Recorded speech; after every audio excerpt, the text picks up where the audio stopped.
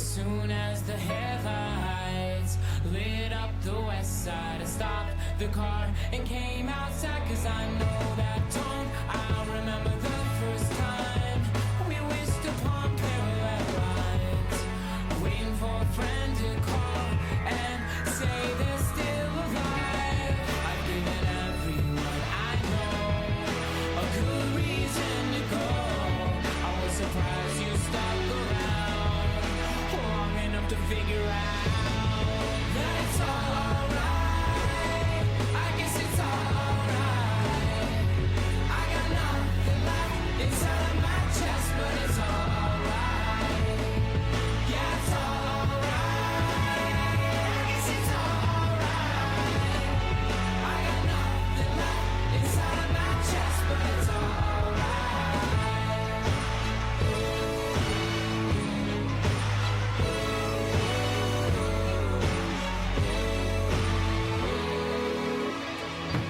And now all my loves have come back to haunt me. My regrets are texts sent to taunt me. I never claimed to be more than a one-night stand, and I've given everyone I know a good reason to go.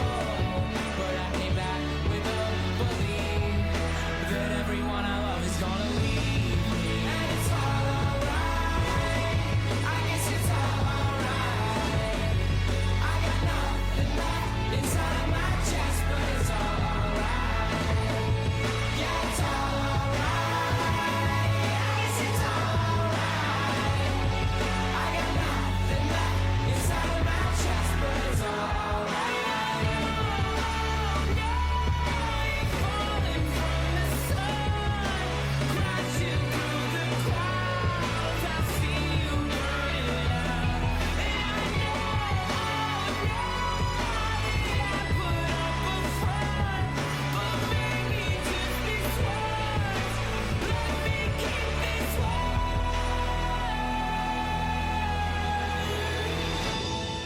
Yeah, it's all alright.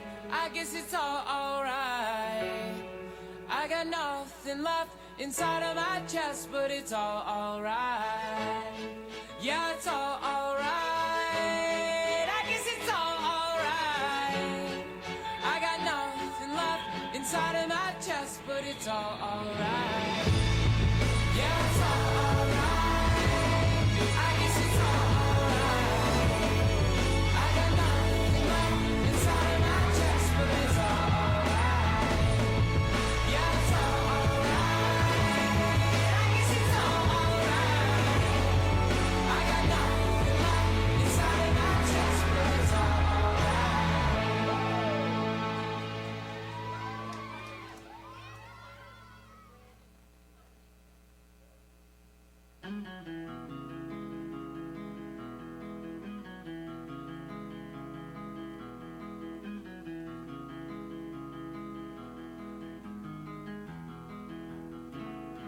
It's empty in the valley of your heart. The sun, it rises slowly as you walk away from all the fears and all the faults you've left behind. The harvest left no food for you to eat. You cannibal, you meat eater, you see. But I have seen the same. I know the shame in your defeat. But I will hold on hope, and I won't let you choke on the noose around your neck. And I'll find strength in pain, and I will change my ways. I'll know my name as it's cold again.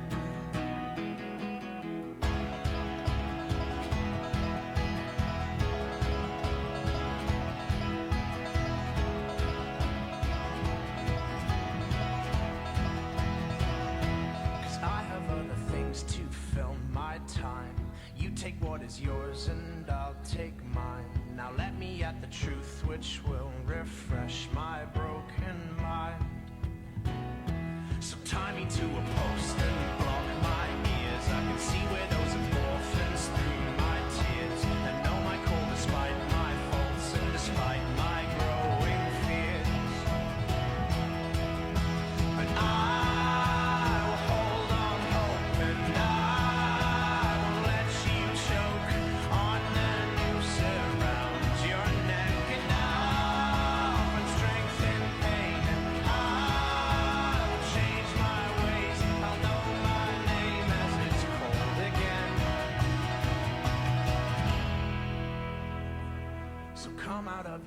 walking on your hands and see the world hanging upside down. You can understand dependence when you know their maker's land.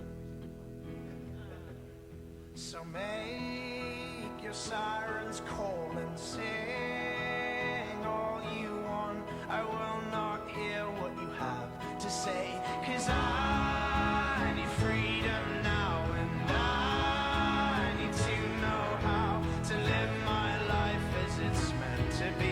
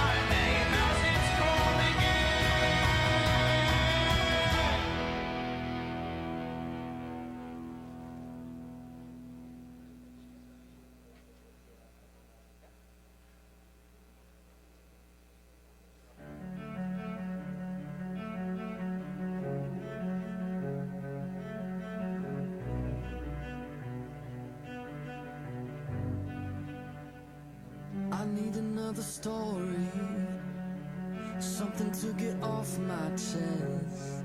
My life gets kinda boring, need something that I can confess. Till on my sleeves I stained red from all the truth that I've said.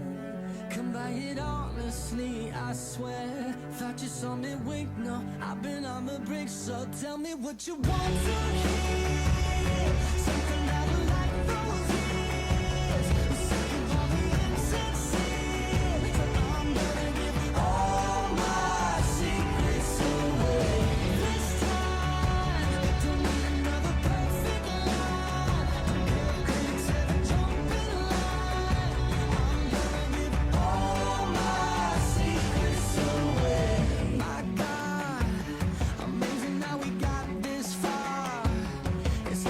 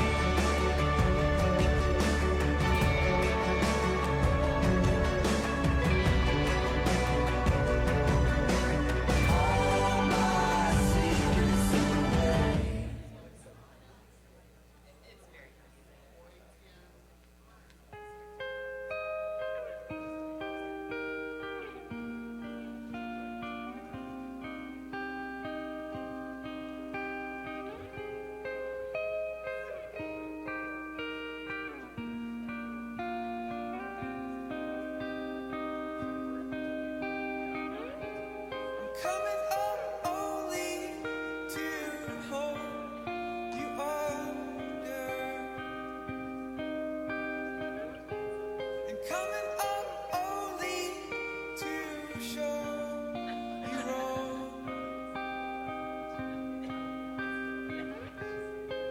And to know you is hard. We wonder. To know you all wrong. We wonder.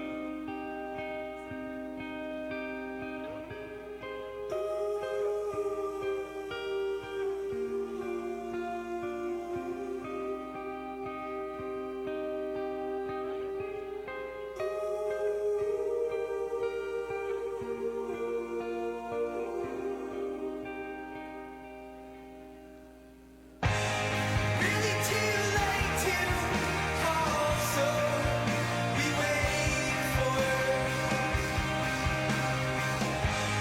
morning to wake you is all we got.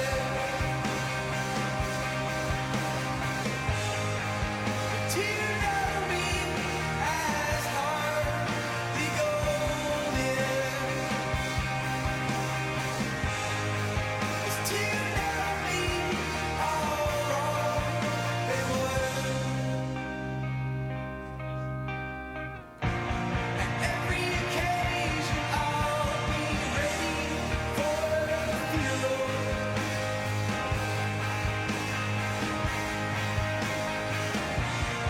Every occasion once more, it's called the funeral.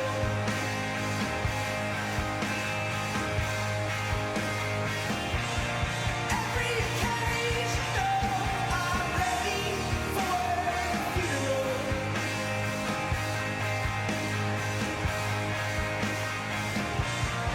Every occasion, oh, one big day funeral.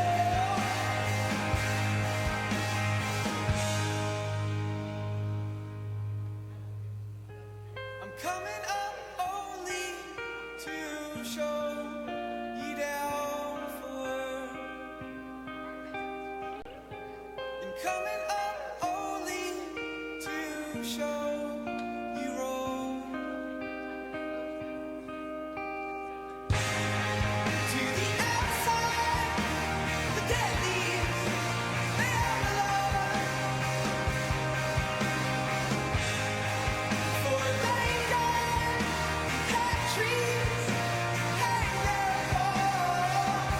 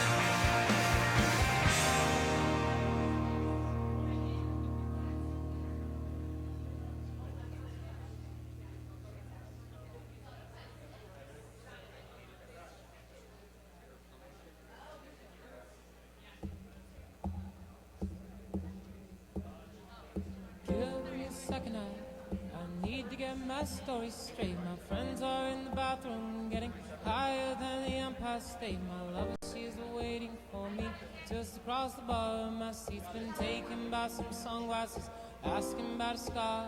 And I know I gave it to you months ago. I know you're trying to forget, but between the drinks and subtle things, the holes in my apologies, you know, I'm trying hard to take it back. So if by the time the bar closes and you feel like falling down, I'll carry you home till we are young. So it's not the world on fire, we can burn brighter than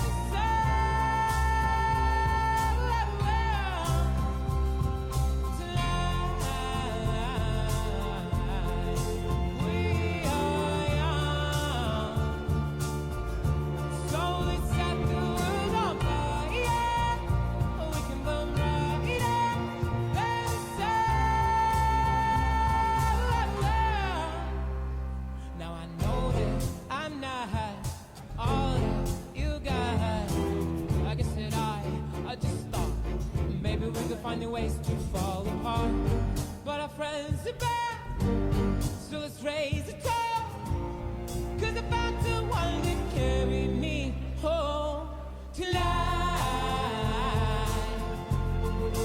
We are young. Yeah. So let's set the world on fire, we can burn brighter than the sun.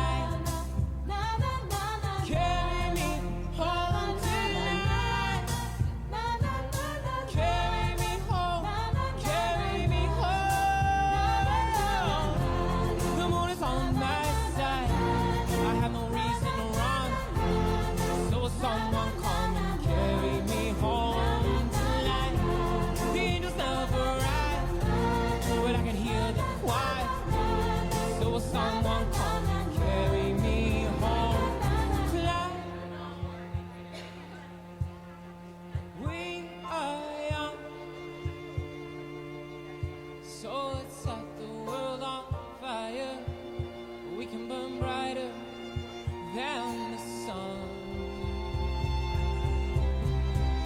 Oh, tonight,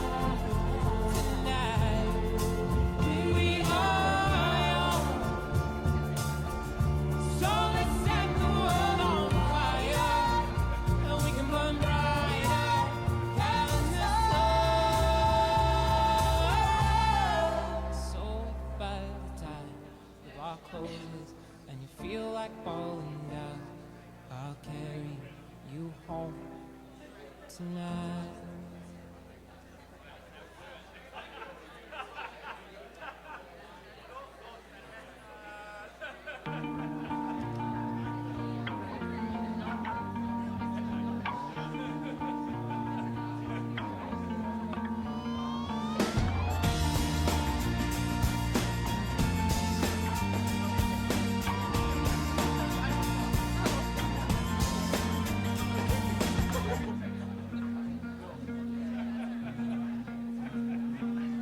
I'm still alive, but I'm barely breathing. Yeah, use it wherever you want. I like how tempting this is. Not for me at all. So Sarah, everybody's almost here. Do you want to tell them what you're thinking? 'Cause I got time while she got freedom. 'Cause when a heart breaks, no, it don't break even. The best days will be some of my worst. She finally met a man that's gonna put her first. While I'm wide awake, she's no trouble sleeping. 'Cause when a heart breaks, no, it don't break even, no. What am I supposed to do when the best part of me was always you? And what am I supposed to say when I'm all choked up that you're okay? I'm falling to pieces, yeah. I'm falling to pieces.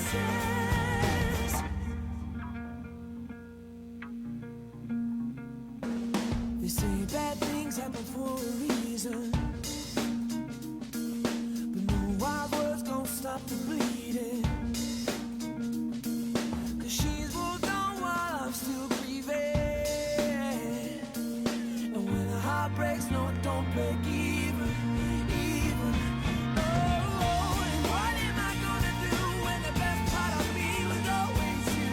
And what am I supposed to say when I'm all choked up that you're okay? I'm falling to pieces, yeah. I'm falling to pieces, yeah. I'm falling to pieces. Still alive while the other one's missing. I'm falling to pieces. 'Cause when the heart breaks, no, it don't break even.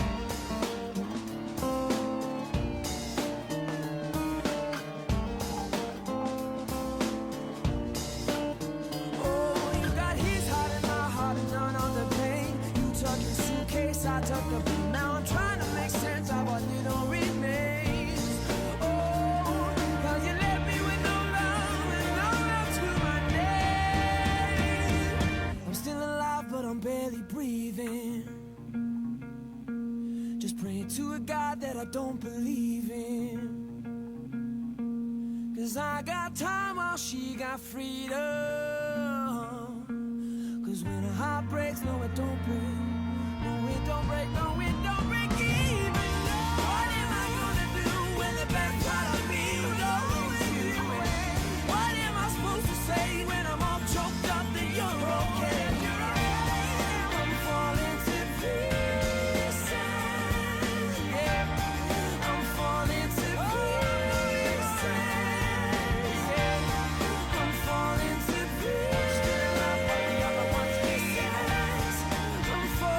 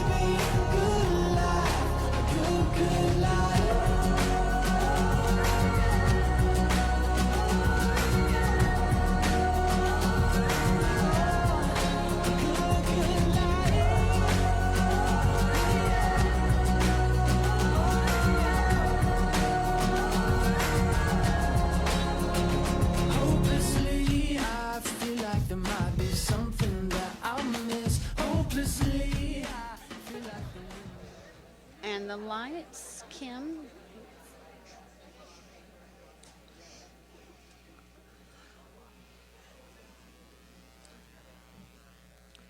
Okay, and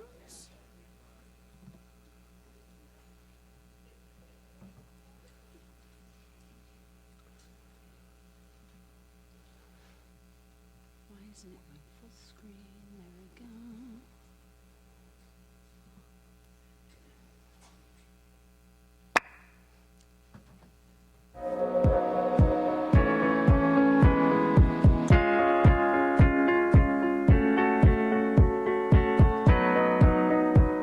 The sex scene was the hardest scene. Not in that sense. Sex scenes. Freaking awkward. You just got to throw yourself in and just get on with it. You know, if you stand around being nervous and worrying about it too much, then that's going to show. It was the first time I'd ever done something like that, and it was just kind of hard to get into that frame of mind. Reese remembered the bird in the headlight, and she remembered waking up 27 days later. All she knows is she's different now.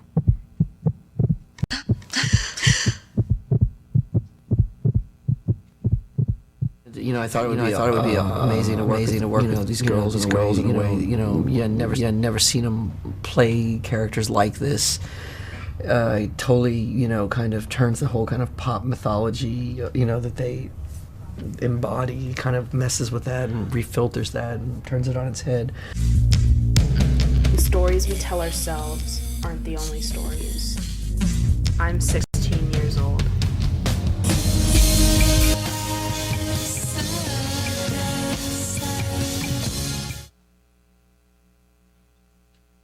I expect him to be there. He hasn't been there. I want him to be like, you know what, Brianna, I'm gonna go to the doctor's appointment with you. No, he doesn't do that. And when the baby's born, what do you want from him?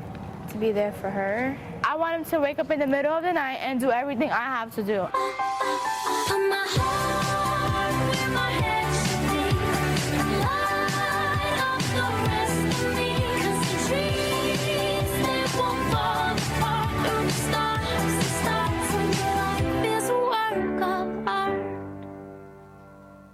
How can I be manipulating you if I don't even know I'm being manipulative? Are you even taking your pills? Of course I'm taking my pills. I'm not crazy. You hate colors, you hate pillows, you hate ribbons, you hate everything. I can't be the only thing you like.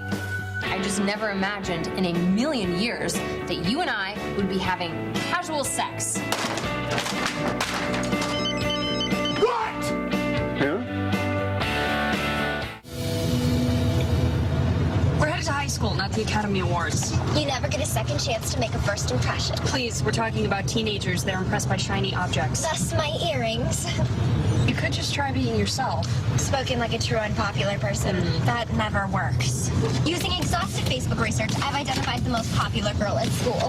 I then deconstructed her profile and used that data to carefully plot out our first encounter so as to easily befriend and beguile her. Beguile? Big word, Shakespeare.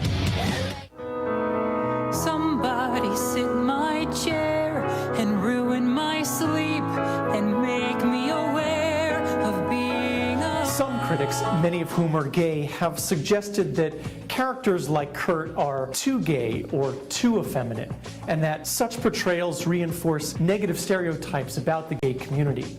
Here's Murphy's response. I relate to many of the characters, but I really relate to him because, you know, obviously I am gay, and I was gay in high school and sort of out of the closet about it. And I always felt different. There was nobody really like me in my high school.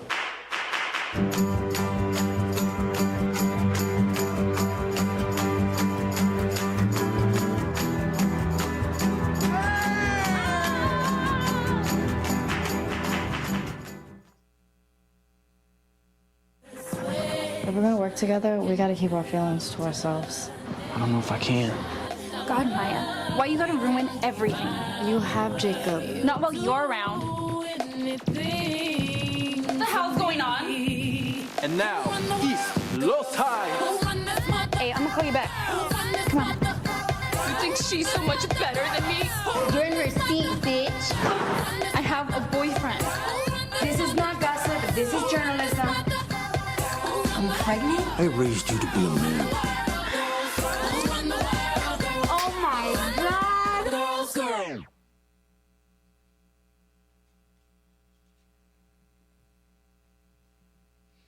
Hi, everyone. Welcome to Youth Live. Thanks so much for coming.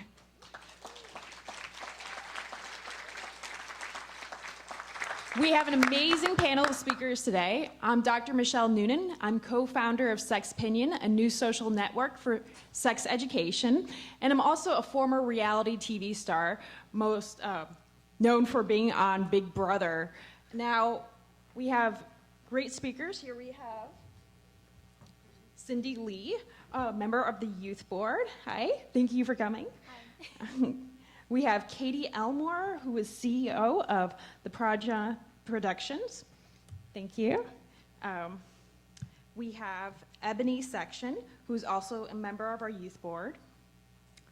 We have Amy Reardon, who is the supervising producer of CW's The Carrie Diaries, ABC Family's Jane by Design, and Greek. Let's see. We have Melinda Lowe, who's the author of Adaptation, Ash, and Huntress. We have Max Cameron Cross, who is a member of our Youth Board, and Erica Lorraine Scheit, who is the Youth Board member and the author of Uses for Boys. And we have Anthony Sis, who is a member of our Youth Board. Thank you all for coming, and let's chat now about how teens learn about self-image, sex, and relationships from TV, film, and books. So our first question is really, what were we watching and reading as teens, and how does that compare to what we're reading now and watching as adults?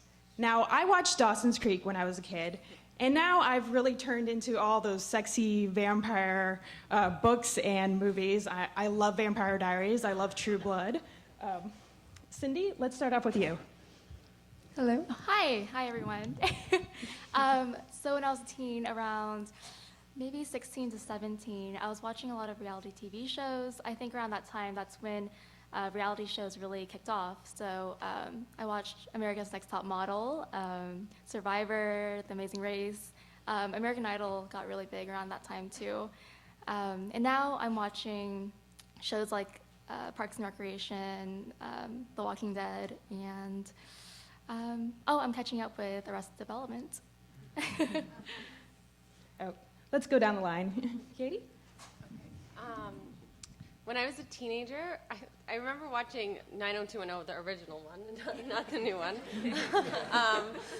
And now I like a variety of shows. I'm excited to see Mad Men coming out tonight. The Good Wife. I liked Girls. I liked the first season better than the second season. But kind of a variety of different shows that are out there. Hello, everyone. As a teen, I watched a lot of music videos. So I watched music videos from sun up to sundown.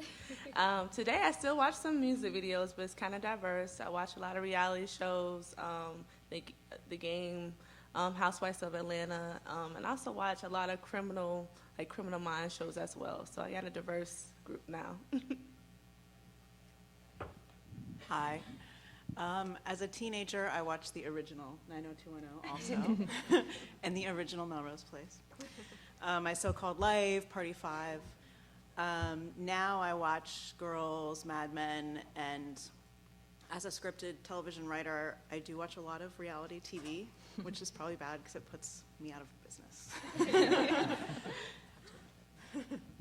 Well, when I was a teenager, I was a huge bookworm, and honestly, I can't remember what I watched on television, but I read a lot. I read Robin McKinley, I read Madeleine L'Engle, and we were talking earlier about what sort of things we were watching and reading and where we got our kind of sex education outside of school, and I have to say I read a lot of Jean Auel, Clan of the Cave Bear, Valley of the Horses, those kind of books. Today, I still read a lot, but I love TV. I watch Walking Dead, I watch Vampire Diaries, I watch Lost Girl, love TV. So I think I'm still technically a teen for another couple months. But I'm a huge fan of comedy TV like The Office, Parks and Rec, 30 Rock, but I'm also really like Criminal Minds, lots of shows like that. Suits is a great show if anyone's seen it, fantastic show on USA. Well, I'm also a huge bookworm, and I can't I have no idea what I was watching then, and now I watch everything on Netflix. So I'm at least a decade behind, but I'm watching West Wing, which is, big West Wing fans. The young adult books I'm reading are incredible, and there's just such a, I'm reading a lot of A.S. King right now. I read Rookie. Do you guys read Rookie online? Rookie's an awesome site. There's a lot of really interesting genderqueer books. I just finished Brooklyn Burning by Steve Brezhnev, which I was really excited about. I think when I was a kid, for sex, maybe I'm the same age as Melinda, but I books that had anything explicit that you could kind of dog ear and go back and forth forever was obviously one we were reading. But we were also, were we the only ones reading Penthouse Forum letters? Because I'm telling you, you've got Tumblr now, so you don't need, you don't have to read everything a couple months out of date.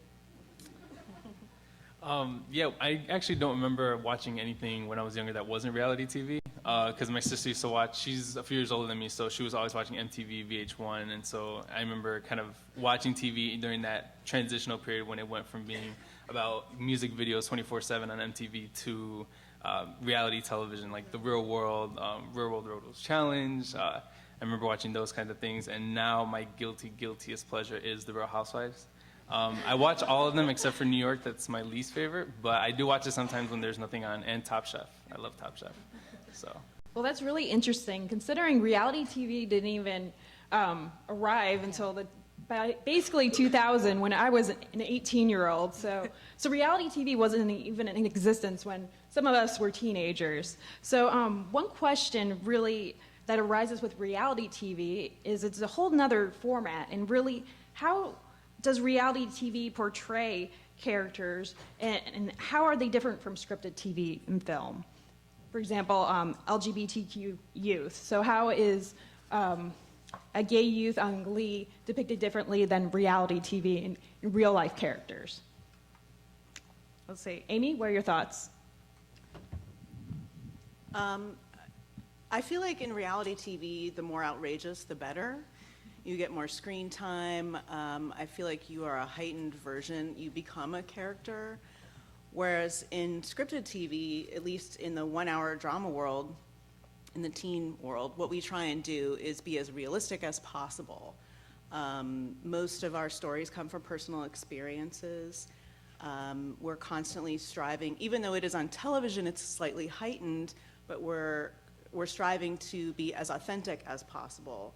And I feel like that's kind of the difference between reality and scripted, even though reality is supposed to be as authentic as possible and is mostly scripted. Max, what do you think about the characters on reality TV? So I think reality TV is really unique because it's obviously, like Amy just said, it's not supposed to be scripted, but at the same time, it's very, very set about what's being shown. For example, The Real World, which is really like the first reality TV show out there, films for 3 or 4 months and breaks it down into like 13, 14 hours of actual footage, sometimes even less than that.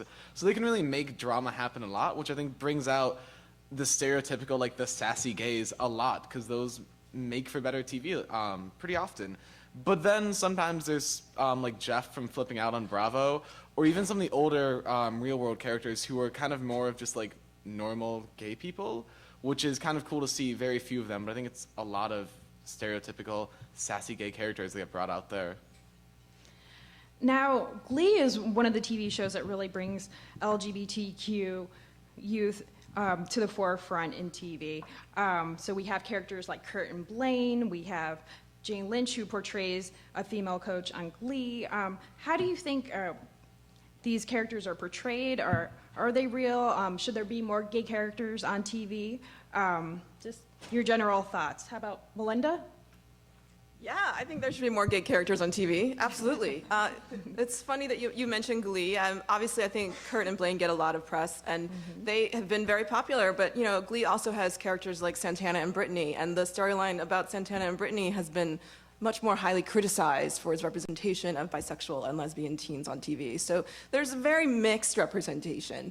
You know, not specifically only in Glee, but across all of network TV. So I think that representations of queer characters have certainly improved in their variety and richness over the last decade or so, but obviously there's plenty of room. I mean, there are very few queer teens of color on television. There are very few queer teens who are not, upper middle class.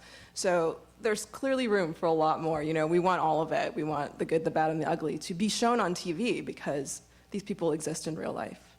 Exactly. What we see on TV a lot of times, or in films, is really white, straight teens. And one of the questions that we really see is, okay, so we do have shows that show, say, white LGBTQ characters, but you don't really see queer characters of color. And also, another thing to consider is who are watching these shows. So probably it's white teens watching white shows. Really, what are the urban youth watching? Is it the same thing? The same shows? I mean, what are your thoughts? Ebony? I don't think they're not. Urban youth are more watching Love and Hip Hop, certain channels that are more urban, BET. So personally, I think if some of these shows can migrate off of the urban channel so youth can see maybe a Black love vampire story, or they can see more queer color of youth and things like that. I think that if they see someone that reflects to them, they can be, I guess, exposed to different genres and different popular trends in media. Okay. What about in books? So we're talking a lot about TV and film. Let's see, Erica, what are your thoughts? Are teens of color represented enough in books? Yeah, I mean, I would just say, just building on what Ebony said, readers and viewers don't mirror the characters. The characters are a way of reflecting who we are, but also a way of providing us with a framework to talk about our experiences. And I think part of the challenge for producers and writers and publishers is, if I've written a book with lesbian characters, then I've limited my audience, and now only lesbian readers can read my book. And that's not true at all. We have a variety of experiences and a variety of interests in our reading, and one of the biggest audiences for books with queer characters are straight kids. I don't know, Melinda. Yeah, I think that's absolutely true. I mean, my books all have queer girl main characters in them, but coming out is, a lot of times when people hear gay book, they think it's about coming out. And none of my books are about coming out. I mean, these people just happen to be queer while they have adventures and save the world. So, I really want to see more books like that, because I think, obviously as individuals, if you are queer, you have to come out at some point, or you struggle with that. But that's one aspect of your life, and I don't think there's any reason for us to be limited to those kinds of stories. We can save the world too, just like Buffy. I think one of the things, having worked at ABC Family for a few years, one of the things that they do very well is represent the gay and lesbian community.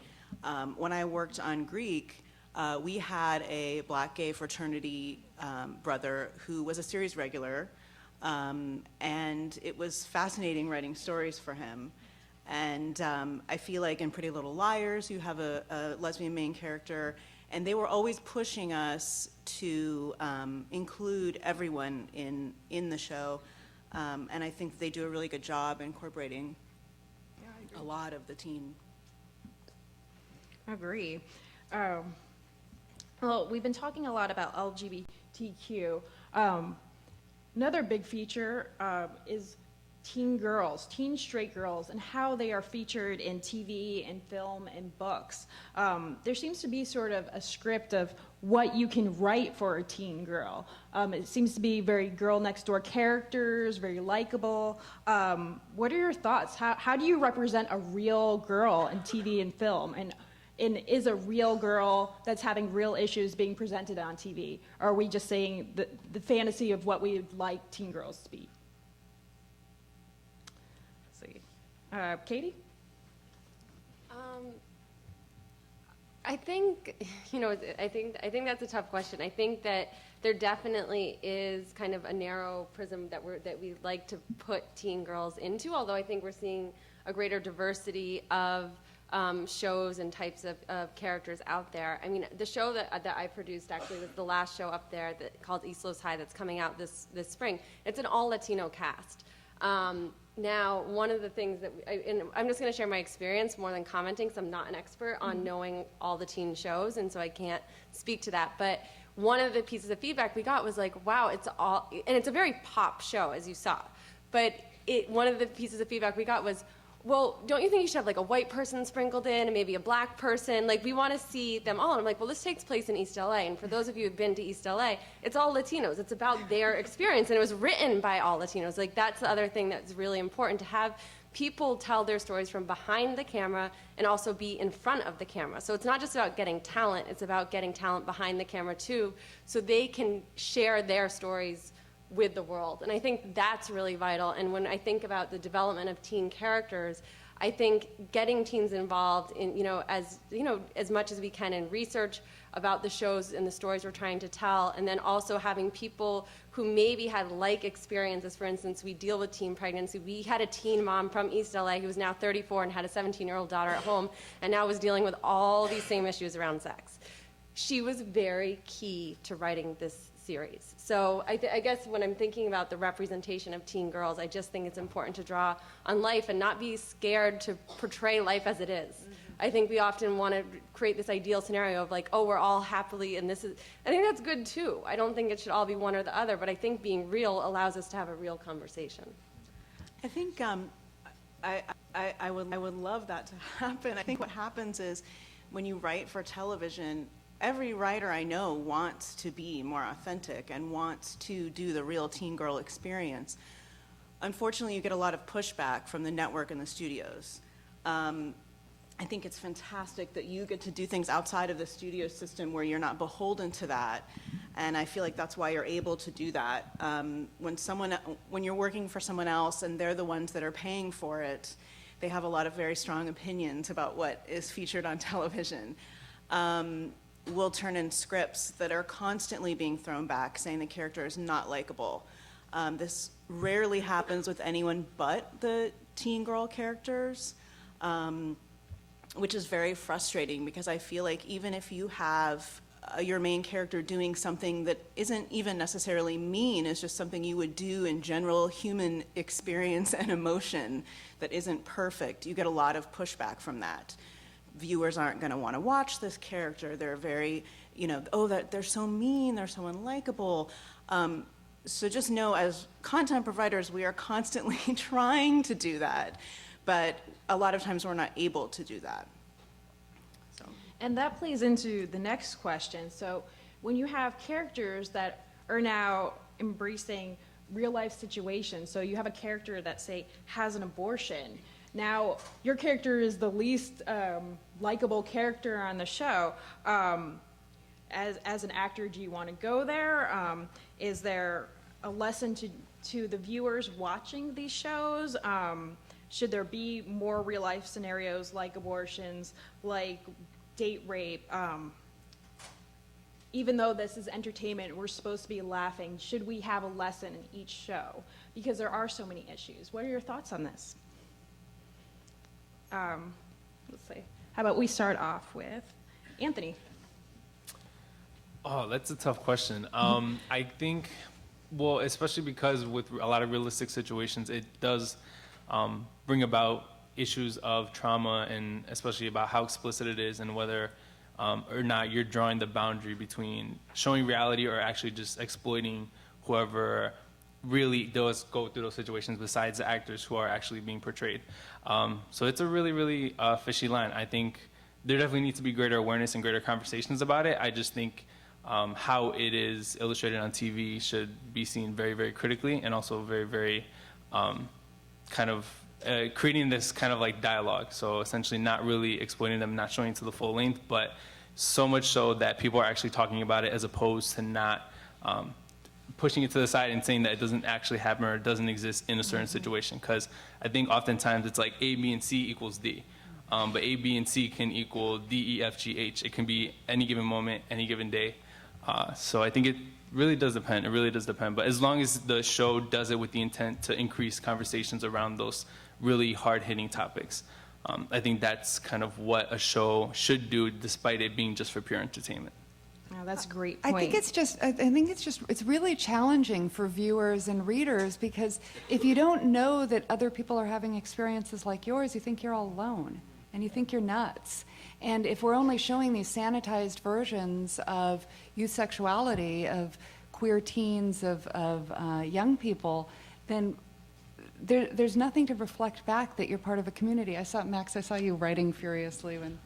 Oh yeah, I was just gonna say, I think it's great to like have lessons there, but I think that before we can really focus on teaching lessons in our entertainment TV shows, we really have to start to normalize a lot of these issues. For example, Modern Family, suddenly one of the most popular shows in America, suddenly normalized the gay household. Not that it wasn't out there before, not that it wasn't talked about, but it wasn't talked about on like that level where it's suddenly being brought into every single living room in America.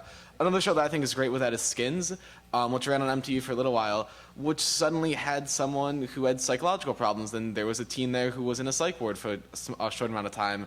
And so doing shows like that, where it doesn't necessarily start to teach lessons, but it more brings attention to the problems and normalizes it, I think is the next big first step that really has to be taken in this kind of evolution of thought in TV.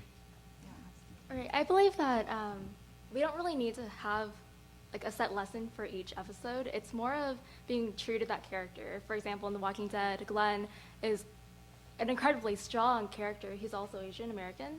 And I don't think the writers went out and tried to make the lesson of, oh, there's a strong Asian character and he doesn't have to be white, he doesn't have to be like perfect. And I think that if the writers are just true to the characters and to what could realistically happen, then the audience will accept it as well. Great points. What do you guys think about, say, safe sex in teen dramas, comedies, film? For example, like how many times do you ever see someone use a condom in film or TV? I mean, what are your thoughts? Would that interrupt the entertainment value for you, or would you like to see more of that in teenage dramas? You know, in TV, actually, in film, you don't necessarily have to show them use a condom, but in TV, particularly teen dramas, we have standards and practices that usually, which I think is really good that they ask us to always include that we have a mention of a condom. Rarely do they let you get that through standards and practices where there isn't a mention of a condom. And if there isn't, it has to be a plot point that then she becomes pregnant because she didn't use a condom, or gets a disease because she doesn't use a condom. So they're pretty strict about using condoms for teen dramas. Oh, okay. Yeah. So they have those standards for TV, but not for film, and then web content, it's pretty much a free-for-all, right? Yeah, film, they don't have those standards. One of the things that I think is really interesting that I found, because I also produced a show for MTV in Latin America, is the networks, and it was interesting what you were saying about the networks, because I totally agree, and that was kind of the feedback that I was giving and why we produced the show independently, and I've done it both with networks and without. But talking about sex is way more taboo than showing it. And talking about it in like a realistic, racy way, like and that was one of the things with the show. We're like, we want to go there. What does it look like in the bed? Like what are people saying? What is the conversation after? How do things look and feel? What is that like? Because I think we often see, drunk sex, we see crazy, or, implied, whatever, leading up to. We don't actually have any nudity, but it was considered highly racy because we go there with conversations. And I think that is really fascinating. And I think that also can be I think it's something that's important, because conversation is how we have healthy relationships. It's how we kind of forward, our thought processes and where we are, in sexual health. Well, conversations are required for consensual sex. Like, you have to be able to talk about it. And I think navigating those conversations, navigating pleasure is how people do have consensual sex. But there is sort of a taboo. I mean, even in the books I read, the young adult books, but also the adult books, like, it's all fade to black. Like, there's not a lot of explicit sex. And when I looked at writing uses for boys, I was interested in the messy bits, the physical bits, the awkward parts, and there's a way that it's really polarizing, because what makes us uncomfortable in youth sexuality is probably the same thing that makes us uncomfortable in adult sexuality. Like, it makes us uncomfortable. Has anybody ever seen or heard of Suga? It's a show produced by MTV, and it's specifically shown in African countries, but I went to a screening of the show last year at the International AIDS Conference, and it was very, very, very explicit in terms of whenever they would have sex, they would show a condom, like a full condom with the wrapper on it. It wouldn't have a name or anything, and they would show the actual person taking out the condom from the wrapper and all that kind of stuff. And it was actually really interesting because some of the actors from the show were on there, and they were talking about how they couldn't believe how in the U.S. shows that would display sex or would talk about sex wouldn't actually show a condom or wouldn't actually show them actually talking about consensual sex. And so for me, it was really interesting, and they were talking about their role in it as actors, how they got a lot of positive feedback for that because they explicitly talked about sex, they explicitly showed condoms, they explicitly just everything was open, and it was very realistic in that sense. It wasn't like a fake, let's have sex or let's use a condom. No, it was very kind of natural, ebb flowing, like how a consensual sexual relationship would actually look like. So it's something, I think you could watch it online. It's called Sugar, but I definitely recommend it. You could watch all the episodes, and it's really, really, really explicit. And it's produced by MTV, but it's not shown here in the U.S. Another MTV show, I'll just jump in and say that is shown in the U.S. The Jersey Shore might be terrible in like every other thing, but Pauly D every single time, which is basically every single episode at least once that Pauly D is having sex, he reaches into his dresser and grabs a condom every single time. And though it's not anywhere near a main plot focus or anything like that, it's basically shown almost every time, which is at least good to show it. And then they do a lot of bad things there, but they have a couple good things in the show. Oh, the Jersey Shore. So we've seen a lot of controversial things happen now on TV. What is sort of the next step? What is one thing that you haven't seen on TV or in film or in books that you really want to see, sort of not push the envelope, but really what's missing? I would like to see more young African-American teen parents, especially young fathers, to be presented in the media. So as far as a reality show, because I feel like that's a missing element as well. Just young fathers, period, I would say. Okay. Yeah, just to second that, I would definitely like to see, amongst queer people of color, especially where they show the parents and kind of where they're coming from, I definitely don't want to see any more machismo, father parents don't accept them, because personally, I'm starting to see a lot of people actually whose parents are actually accepting their children, and so I wish that Latinos and African Americans were portrayed in a more positive aspect, especially amongst the parents of people who are actually accepting their kids and talking openly about how they're accepting them, whether it be for religious reasons or whatever. I kind of want to see more positive role models of the parents' role in young people coming out. So. Agreed. Well, thanks so much for an amazing discussion. We're going to open this up now to questions from the audience. Please stand up if you have a question for the panel. We have the microphone. Thank you.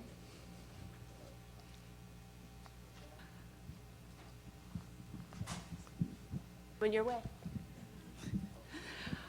I'm co-chair of an organization called Washington Women for Choice, and so I think a lot about abortion and abortion stories and how it's portrayed. And one of the things that seems to me challenging about presenting abortion in fictional media is that unless the abortion is somehow harmful, which gets portrayed in movies, right? It's like the trauma and drama end with the abortion. Yeah. And so I'm just wondering, as people who create content, is there a way to kind of present a kind of positive abortion that doesn't just end the story?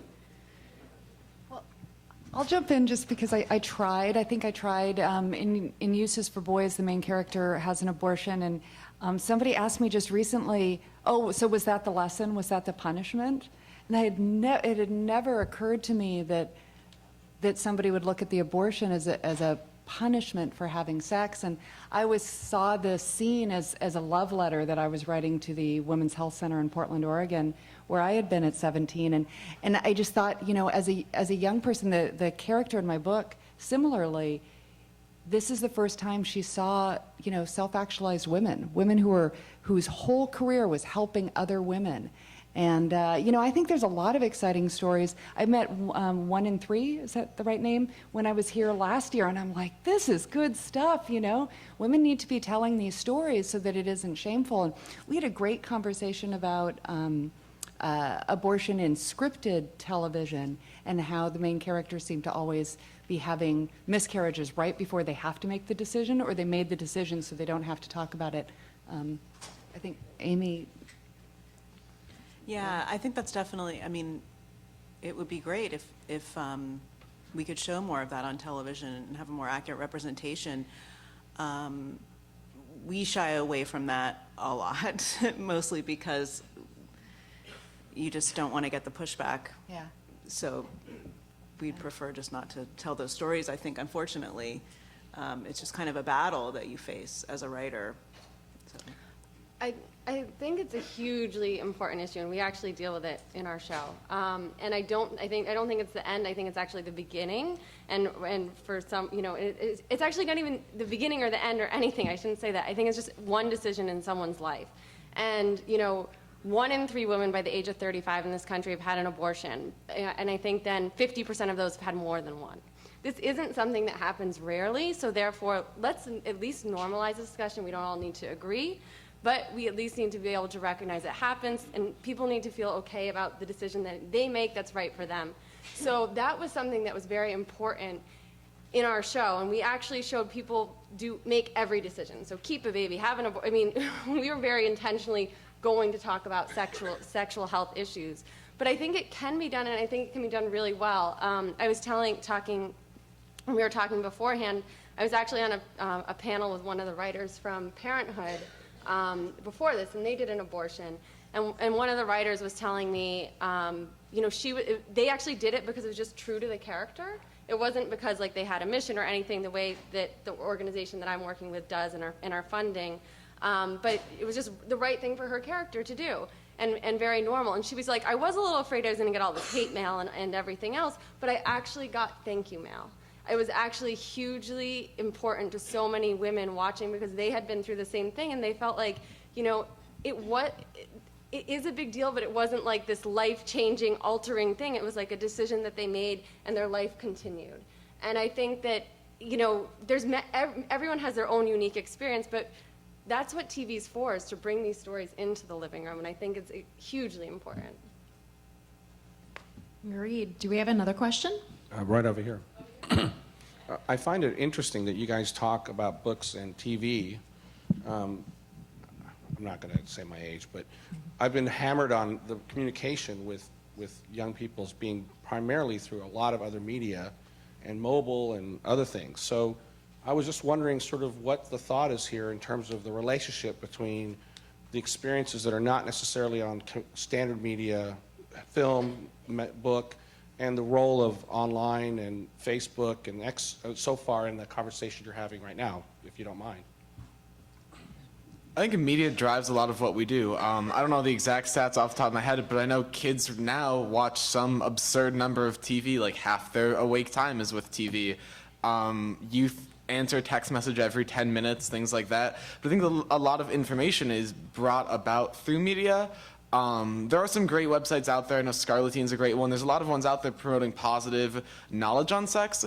But a lot of just what we talk about online, what we talk about in those alternative sources of media are really brought about through TV and books, because that's still a main focus of a lot of our daily lives. Yeah, I would have to say that when you look at Twitter, when you look at trending hashtags and things like that, this is what young people are doing. They're tweeting, they're posting on Facebook, they're Instagramming. And so what are they talking about? They're usually talking about celebrities that are talking about sex. So that's what you see in the news, stuff that goes on TMZ. So one of my examples I tell people is, okay, what do you see in the news? You see Amanda Bynes talking about, hey, I tweeted Drake that I want him to murder my vagina. So these are the things that people are talking about. These are the things that teens are talking about. And we should use these opportunities to really address the issues and talk about, are these things okay? Should we be tweeting that? Should teens be tweeting that to each other? Is this how a woman should act? What's the proper response if you get tweeted that? You know? And so I think that we really have to use the power of social media and celebrities to really engage the conversation about sex and healthy relationships. And that's one of the reasons why I started Sexpinion, which we'll be launching next month. So look forward to that, and hopefully we'll be able to get more teens talking about sex in a healthy manner and in a private manner where they might not be comfortable tweeting their sex questions or posting things on Facebook or even going to a page that is about sex education on Facebook. Okay, another question? Hello. I have a question about consent and healthy relationships. I'm so glad that you brought that up. Because, like seeing condoms, very visible on TV, that's great. I was wondering just like, is that putting the horse before the cart? Like before sex, like what happened to the back and forth about what is consensual, where are my boundaries? And I was wondering if you could maybe talk about or share some examples of some characters on TV or some books that are doing a really good job of being a good example for young people. On the Carrie Diaries right now, we have a young Carrie Bradshaw, it's Young Sex in the City. She's 16, and she's very vocal this season about the fact that she's a virgin. So we are dealing with a lot of stories about her boundaries right now with her boyfriend. So that's something we've had a really fun experience playing with taking the very familiar character of Carrie Bradshaw and having her in very varied sexual experiences and getting to see her not do that. So that's what we're trying to do. Any other thoughts? Well, because it's, what is it, Sexual Harassment Prevention Month? Is that right? Something along those lines. I've seen a lot of librarians post lists of narrative fiction that has really great treatment of subjects around sexual assault, sexual harassment. I'll tweet some of them with the YTH Live hashtag after the panel. Some that come to mind: Rape Girl, Fault Line, Speak. Obviously, they're doing a lot of work. Lori Halsey Anderson, who wrote Speak, is doing a lot of work right now. But there's a ton of stuff in young adult fiction, and I'm interested in just how you can have a more nuanced discussion about it in a longer narrative form. I'm sure there's also some great films, documentaries, some of the reality TV.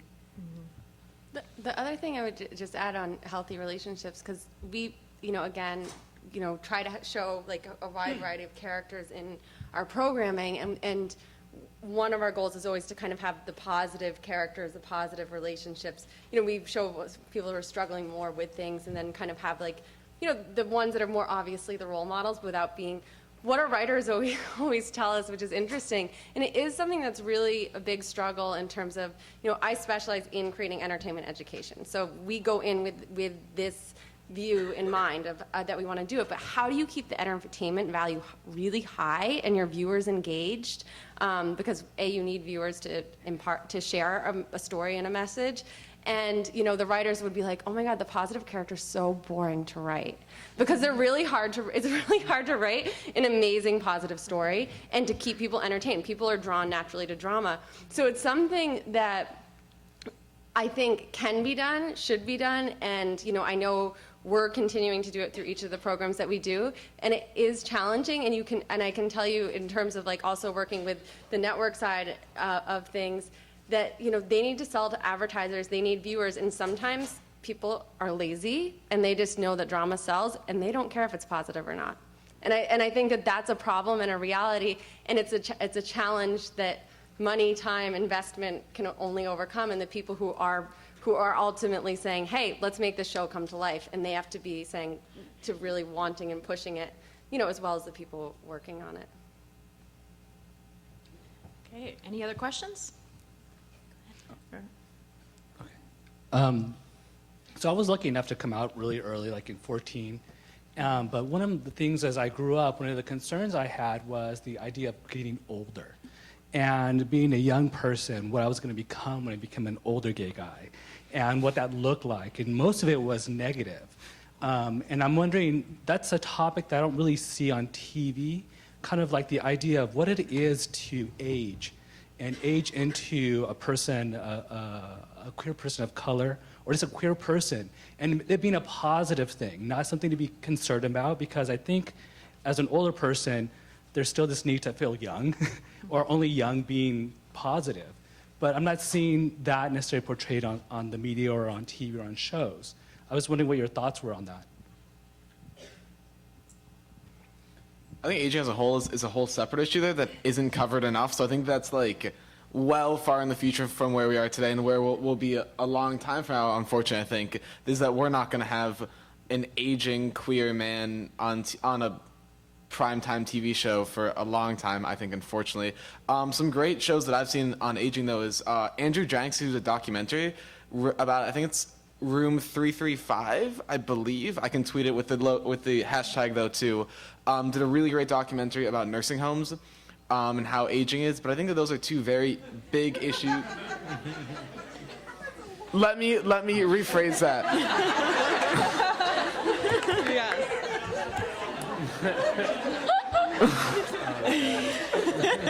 Andrew Jenks did a great documentary revolving around the aging cycle and culminated in aging throughout a nursing home.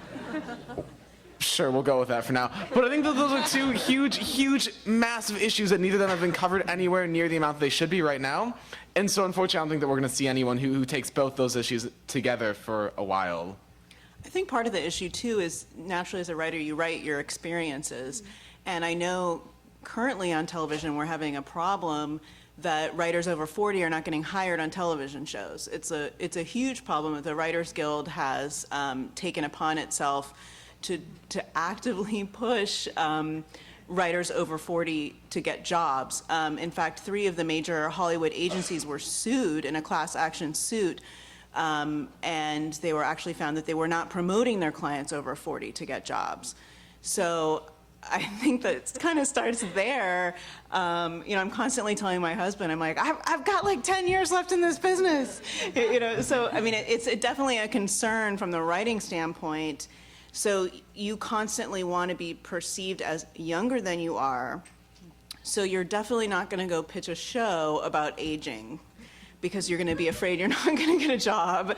So it's sort of that, it so kind of starts from the ground up, I feel like.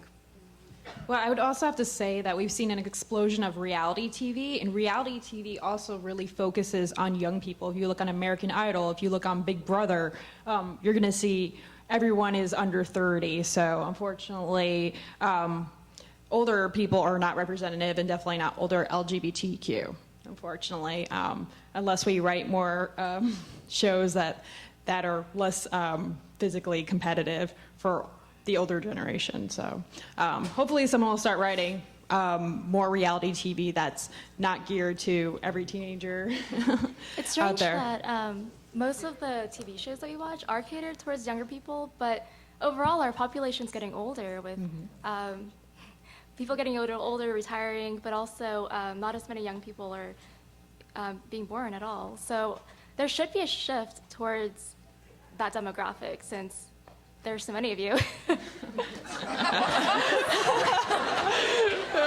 to be mean or anything, I'm just saying it's fact. There are many older people. Now we're pressing the real hot topics, right? I mean, I think it all boils down to advertising, honestly. I mean, I think that a lot of the networks and studios feel that their ad dollars are best served targeting teens, and until that changes, it's just not going to change. I mean, it comes down to the bottom line for them, I feel like, and that's why I think everything is directed toward teen, mostly on television. Well, this is Youth Live and a conference on youth, so let's get back to that topic. Does anyone else have a question? Yeah.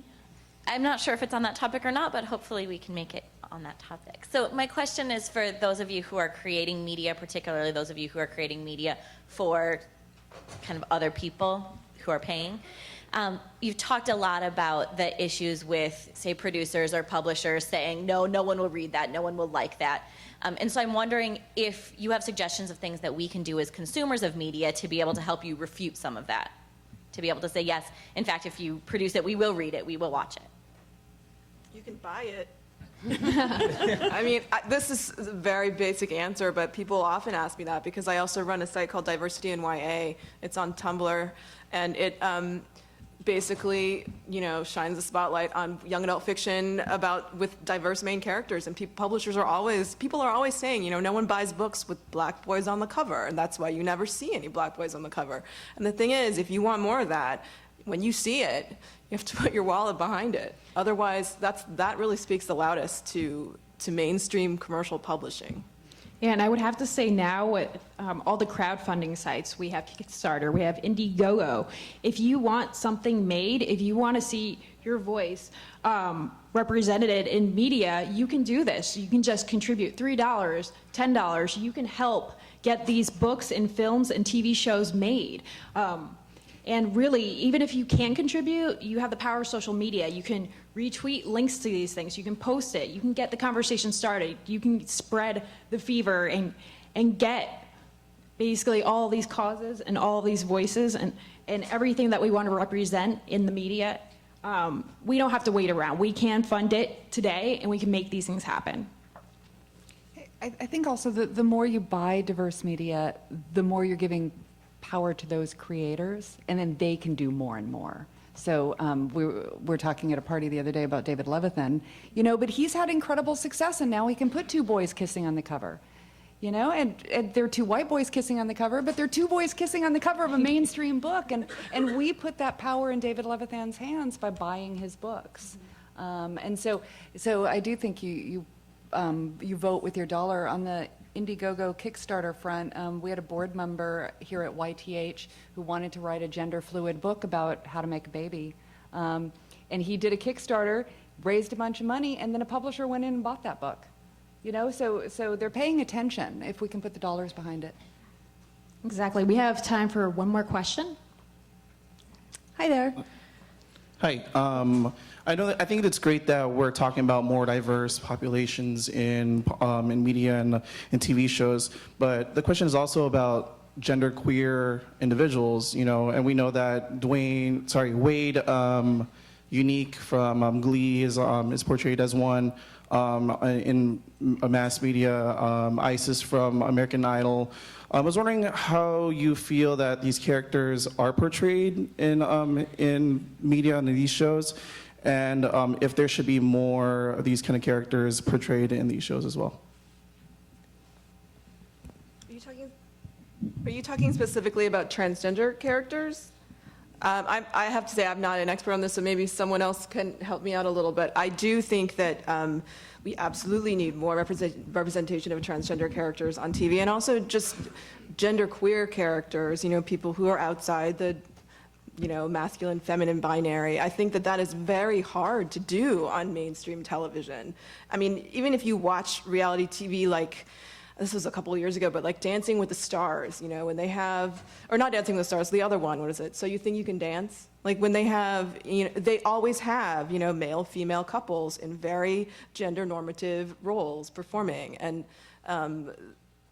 it's very, very hard for a lot of television producers to break out of that. I wish that it was easier for them, but I think that there should be more, absolutely. I don't know. Again, the power of social media. If there's someone that you think should be on reality TV, if there's someone that you support, try to use social media to get them on these TV shows, to tell producers that we want to see these this group on TV, that they need to be represented. Vote for them if they end up being on reality TV shows. Just show your support. So that closes the plenary. Thank you so much, speakers. This was an amazing discussion. You brought so much to each topic. Thank you, everyone that asked a question, and thank you all for coming to Youth Live. And I hope you enjoy the rest of the conference.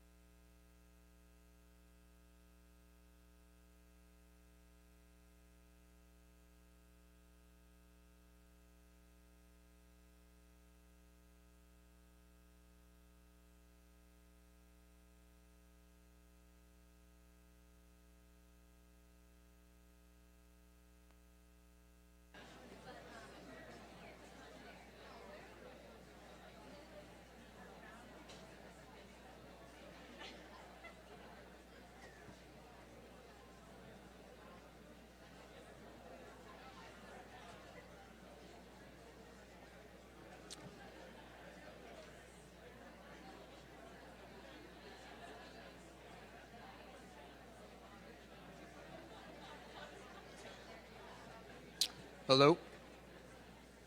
Good evening. I'd like to be the second person here tonight to welcome you to YTH Live. Having just heard the plenary speakers, it's really clear that the context for our work in youth health is hugely important. I was having some very bizarre flashbacks during that session about the Partridge Family and the Brady Bunch that I'm not going to get into. But I do want to provide just some brief, some context, actually, for my very brief opening remarks tonight. First, my name is David Goldsmith, and I'm one of 7 people who serve on the ISIS, or I should say the YTH board, with Deb and several members of her team.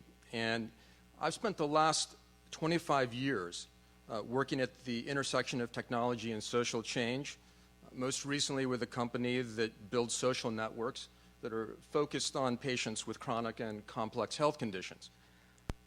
This is actually my 3rd year attending this conference, and I attend a lot of conferences over the course of the year that relate to all aspects of health and technology, and I can tell you this is really among my favorites. It's an outstanding conference. If you're new to this, I'm sure you're going to discover much the same. So that's a little bit of context for my role here today, but I do want to offer a little bit more.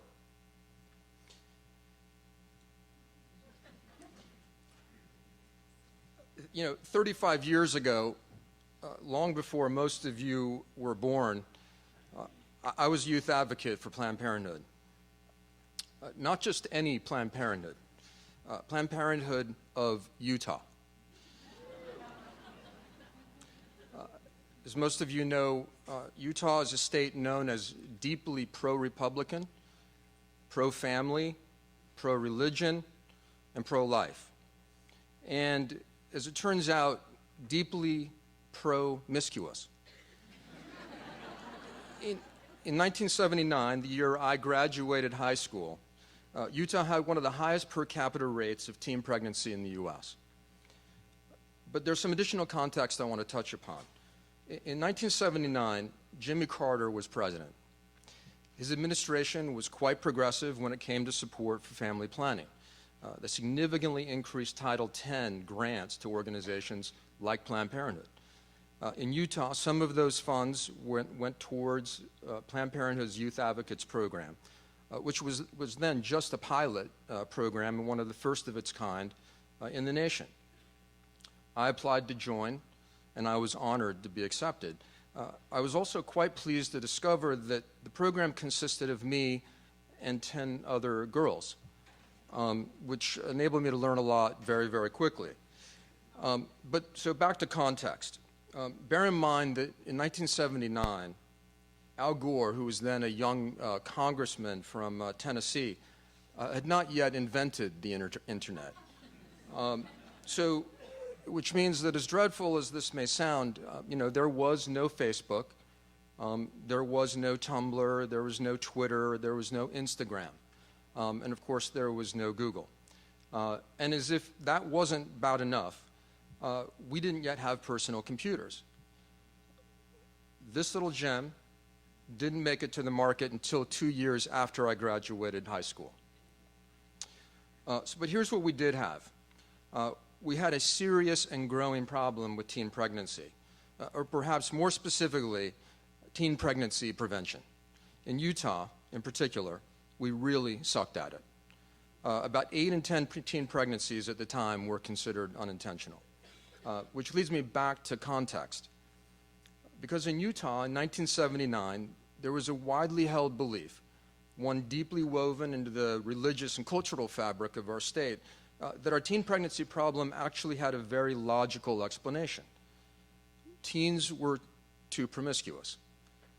The conventional wisdom at that time was quite simple. Teens were promiscuous because organizations like Planned Parenthood routinely and unapologetically promoted promiscuity. That's right, we encouraged teens to have sex. Now, you might ask how exactly we did that. because we talked about it.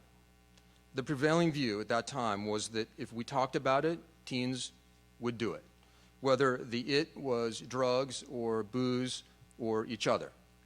So, as it turns out, there were lots of people in Utah in 1979 who didn't want us talking about it, not even a little bit. Which is why one day I got called to the vice principal's office, where I was greeted not just by the vice principal, but by the school police officer and by the school guidance counselor. And they were there in full force to inform me that the school board had received a complaint from a concerned community member that I had been passing out pornographic literature on behalf of Planned Parenthood. I was told in no uncertain terms that that was a violation of Utah law. It didn't really matter that I hadn't been passing out anything to my fellow students, let alone pornographic literature. What mattered was that I was the source of the state's growing teen pregnancy problem. So that was the context for my work as a youth advocate in 1979.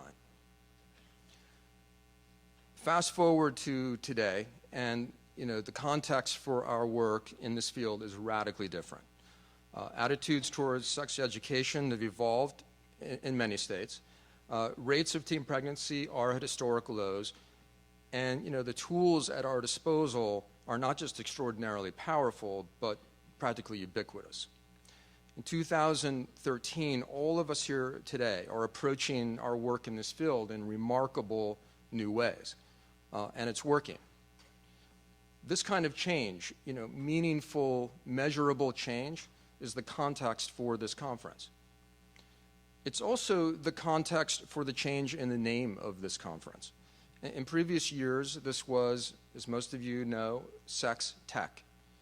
It seemed really to the point, and it got a lot of attention. But something really integral to the conference was missing from the name, and that was health. Today in 2013, all of you working in this field are working on issues fundamentally related not only to sexual health of youth and young adults, but to their emotional, physical, and spiritual health as well. And the context of your work is a technologically driven, hyper-connected demographic for whom 24/7 connectivity is a given. So it seems only fitting that sex tech evolved into youth tech health, or Youth Live, or YTH Live. It's a very good description of our focus here over the next 2 days, and it will no doubt be the context for many great conversations, presentations, and debates. This is your conference, this is our context, and I'd like to welcome you.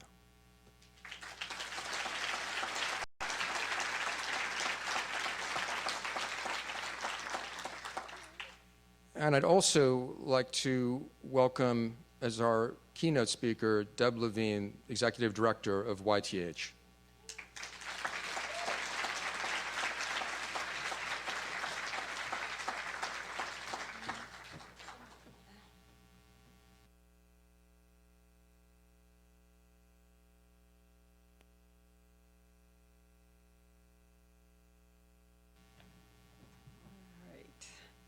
Hi. I'm so glad to be here. The room is full. Welcome to San Francisco, and thank you so much for coming. You've probably noticed that we're struggling a little bit with our new name. We just launched it 2 days ago, and you pronounce it YTH. It stands for Youth plus Tech plus Health. The look is new, but our commitment to educating and advocating for young people is stronger than ever. For the past 12 years, you've known us by any number of names. You knew us as InSpot, you knew us as SexInfo, you knew us as STDtest.org, and as ISIS, and as Internet Sexuality Information Services. You knew us by our collaborations with your local Department of Health, the NIMH, and the National Campaign to Prevent Teen and Unplanned Pregnancy. Last year, we were known in the media by TechSex USA, the research we conducted with the Ford Foundation on how youth, particularly young people of color, use technology for their sexual and reproductive health. Research that's still frequently quoted and referenced in the work that each of us does every day. Many of you in the audience today only know us from this conference, where we come together to hold the conversations that set the agenda for the next year.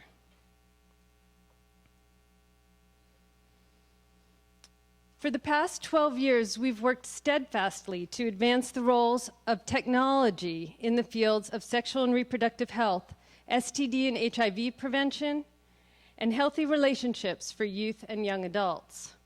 We've done this by piloting new programs, discovering what works, and disseminating those learnings to practitioners, researchers, and funders. Now that we've become to more closely resemble a collaborative think tank, a hotbed of best practices and technological innovations, I'm so proud to bring us all together under the banner of our new name, which stands for Youth Plus Tech Plus Health, YTH. You'll hear me keep saying it. I'm going to imprint it in my brain and imprint it in yours. You will see that pronounce it YTH in every room throughout the conference.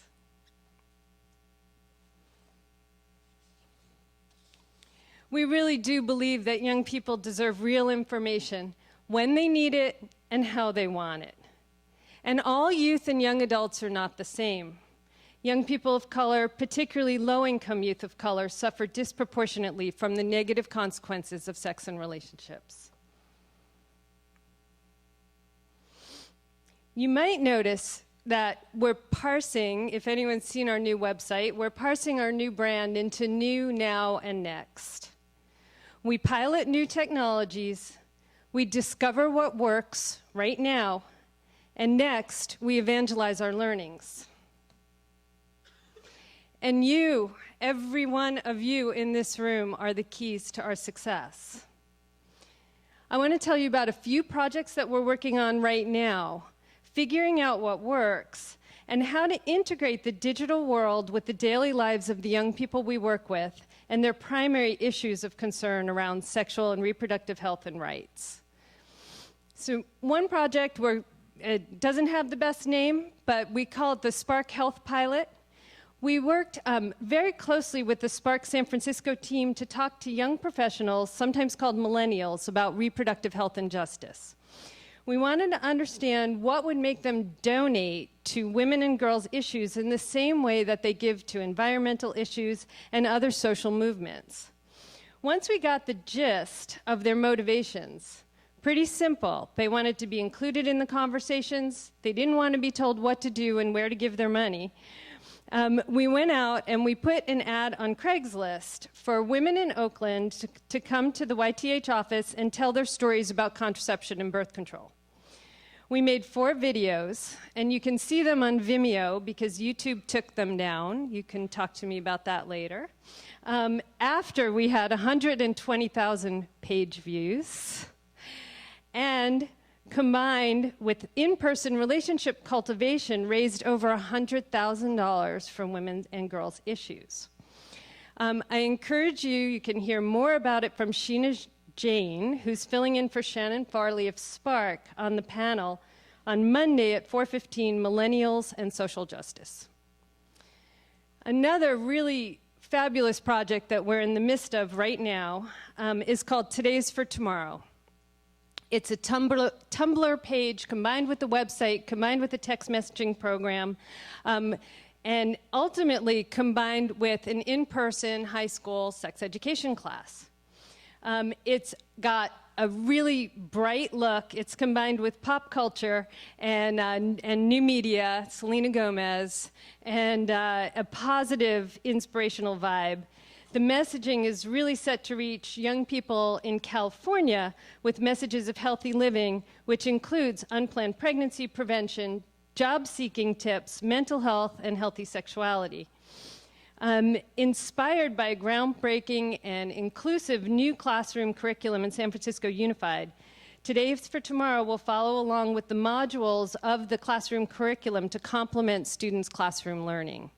And you can hear more about that project from Christopher Pepper from San Francisco Unified and Jessica Ken from YTH. And that's Tuesday morning at 8:30. So now we're on Now, okay? We have a project in the very beginning stages right now called TIPS. It's a partnership between YTH, the Immigrant Legal Resource Center, and Blue Shield of California Foundation. And we just finished the formative research phase of this. And we're basically trying to provide women in Fresno County, which is a migrant worker farming town in farming county. Excuse me, it's not a town; it's a whole county in the Central Valley of California, and we're trying to increase their access to free and low-cost health care, immigration, and domestic violence services. And our preliminary results are really exciting. I know that everybody in this room knows this, but I'm going to say it anyway. The community of women that we've been speaking to has not been responding when they are being targeted as domestic violence victims. And this, despite the fact that the rates of domestic violence in Fresno County are close to 60%. So more than half of women are victims and survivors of domestic violence. But if we went out and did a campaign to say, hey, all you domestic violence victims, come and talk to us, we're going to help you, they're not interested. They said to us, loud and clear, domestic violence is not an identity, and it's not our identity. And we found that programs that treat people with respect, that solve their needs for transportation and childcare, for immigration and legal services, and that gain their trust are the programs that they respond to. TIPS is an intergenerational project. We surveyed hundreds of women, and while we assumed that younger women would have smartphones and the older women would not have smartphones, we discovered quite the opposite. Older women in this community all had smartphones. And when I say older, I'm saying 35 to 80. It was remarkable. Hundreds and hundreds of women, what they said to us was, that's the only thing they have. They have a smartphone. They do everything on that. So basically, it's their voice line, it's their text messaging service, it's how they get to the web, it's where they watch TV, it's where they download video, it's where they listen to the radio, it's where they purchase things. They don't have credit cards, it's all done on the phone, the smartphone, QR codes, and they pay one bill per month. The younger women, and the younger Latina migrant women in Fresno County did not have smartphones because they couldn't afford the data plan at $60 a month. So just totally tipped what we were thinking about. The outcome of the service is going to be a text messaging service and a mobile-optimized website that connects Latina immigrant women with the culturally competent services that they are looking for. And what's been really exciting is understanding the opportunities that our mobile phones provide. I can tell you about one more Now project, which is Oregon Reminders. This is an mHealth program, okay? mHealth being mobile health. A simple, HIPAA-compliant, mobile-optimized service that provides a private, secure way for people to set their own health reminders. You set reminders and receive your tips via text, email, and voice. It's free, thanks to the Oregon Health Authority. And people can even write what they like in their reminder messages, such as time to take the dog for a walk, whatever it takes to motivate you to stay on track with HIV testing, medications, and healthy living.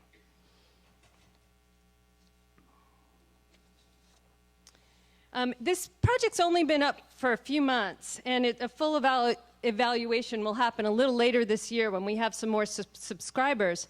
But I just wanted to show you a quick sample of users.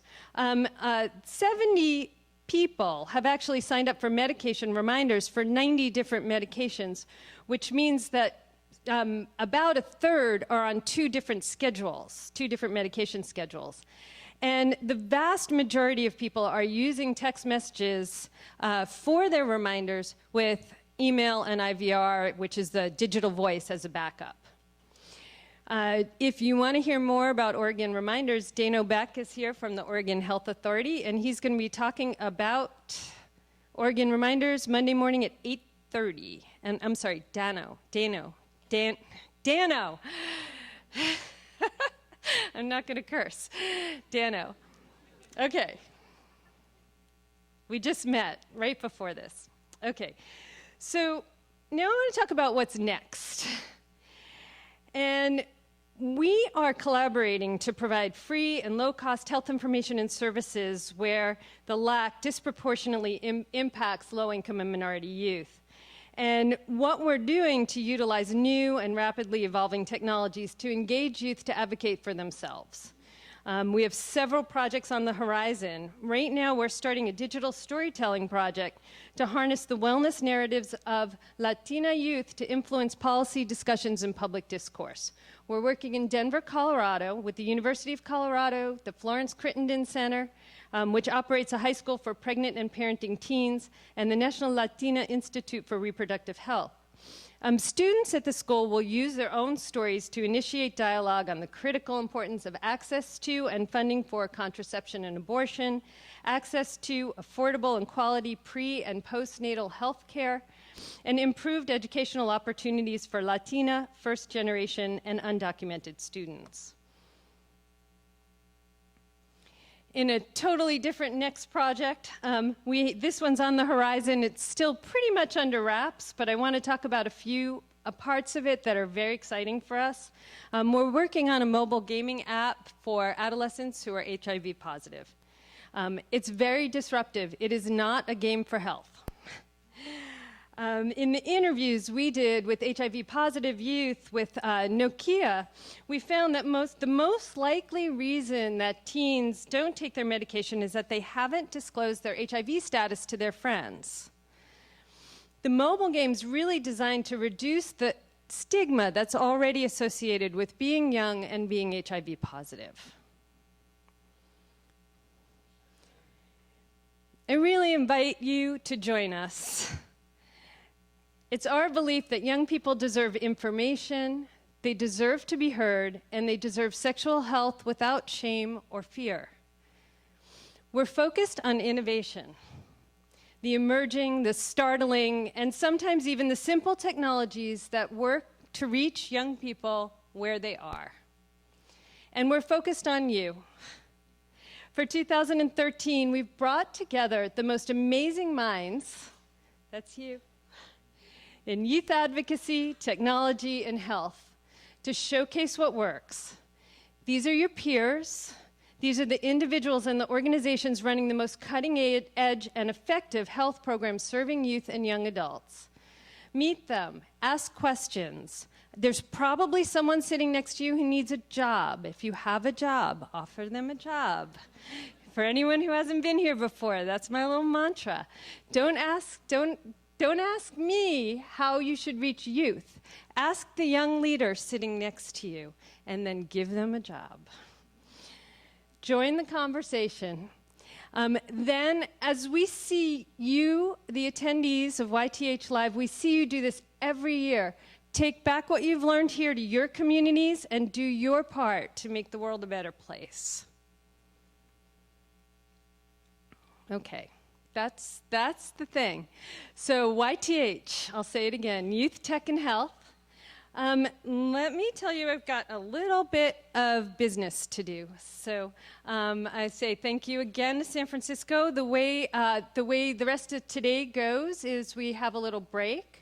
I wholeheartedly encourage you to go check out those demo booths in the halls. The program says that the demo booths will only be here Monday, but they're actually here Sunday, Monday, and Tuesday, swapping out a little bit on who's here what days.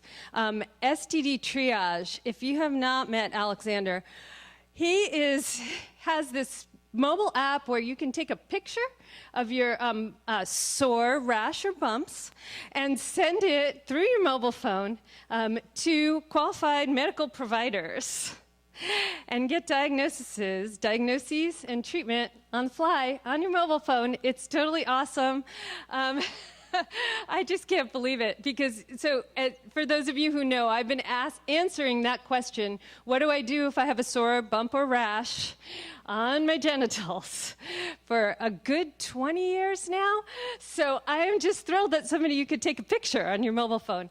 Anyway, there's quite a few amazing demos. Tomorrow we have Wildflower Health that's coming to showcase a pregnancy app, which is just beautiful and awesome. And we have Be the Generation Bridge, but please visit the folks in the halls. Tonight, after the break, we have one multi-panel session in all 4 rooms. And then from 7:30 to 9:30, I invite you to join us at the Four Seas restaurant. It's in San Francisco's Chinatown. For those of you who haven't been here before, it's iconic. Please come down and join us for food and drink. There is a walk back up the hill. Yes, there is. And it's a steep hill at that. So drink some water. So as you look around the conference for the next couple of days, I'm going to ask, I see Jess. Where's Ada E? Okay, Jess and Ada E, wave your hands. Jess and Ada E are going to be walking around with the video guy, Jamie, in the back with the camera, and they're going to be asking you questions. So, fun questions, nothing personal. And they're just going to be chatting and talking, and please talk to them. Jess and Ada E both work for YTH and have been amazing, and this is their first time going out and interviewing with the camera. So our Twitter hashtag, #YTH Live. There's an app you can download if you have a LinkedIn profile on Bizibo, I think is how you say it. It's a free app. But then if you can connect with all the people at the conference through the app, but you could also, if you want to figure out what room you want to be in, you can search it. It's really easy and a quick download. At the registration table, there's free DVDs from aidsvideo.org. Please pick one up. We have sign language interpreters for the entire event, so come on and sit over near the podium, whichever podium people are speaking from, and you can then follow them around to workshops if you need. And what else? I have to thank you to our sponsors. So the Ford Foundation, National Institute of Mental Health, Vodafone America's Foundation, Health 2.0, Eventbrite, Be the Generation Bridge, Sonic.net, Rock Health, and Burrell Report. You will see these folks. They either have ads in the program. Many of them have attendees here at the conference. Please talk to them. Tell them thank you for helping us put on a fabulous YTH Live. Thank you again.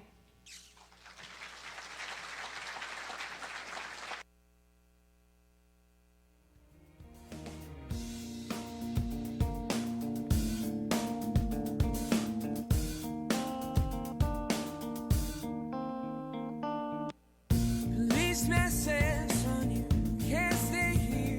I said, someone I'm waiting for, if it's a day, a month, a year. Gotta stand my ground, even if it rains or snows. If she changes her mind, this is the first place she will go.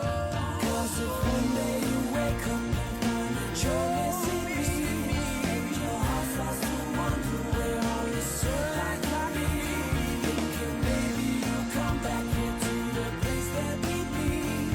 You see me waiting for you on the corner of the street. I'm not moving. I'm not moving.